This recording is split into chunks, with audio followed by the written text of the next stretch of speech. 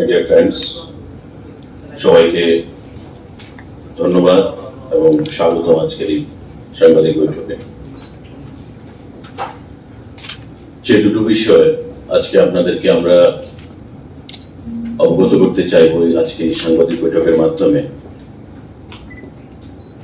যে গত কয়েকদিন ধরে আপনারা নিশ্চয়ই জানেন এবং সারা দেশের মানুষ জেনেছে যে ত্রিপুরাকে বদনাম করার জন্য যে একটা চক্র এবং রাজনৈতিকগতভাবে আমাদের যে সরকার চলছে তাকে চক্রান্ত করে ফেলে বহিরাগত পার্টি যারা ত্রিপুরা রাজ্য সরকার বা ক্ষমতা দখল করতে চাইছে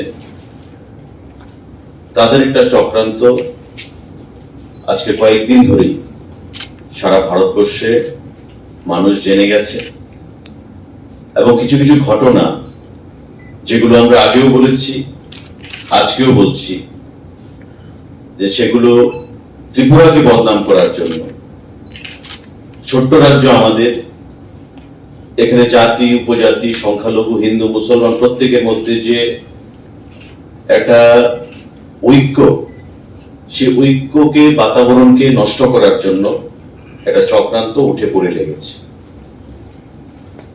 গত দুদিন আগে আপনারা দেখেছেন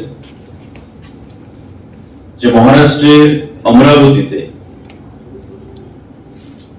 সংখ্যালঘু অংশের মানুষ রাস্তায় নেমেছে। কি কারণ?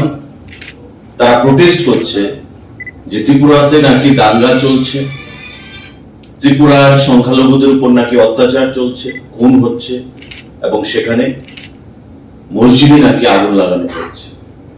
তার জন্য মহারাষ্ট্রের একটি জেলাতে অমরাবতীতে সংখ্যালঘু অংশের মানুষ, হাজারো হাজারো মানুষ সেখানে রাস্তায় নেমে এসছে।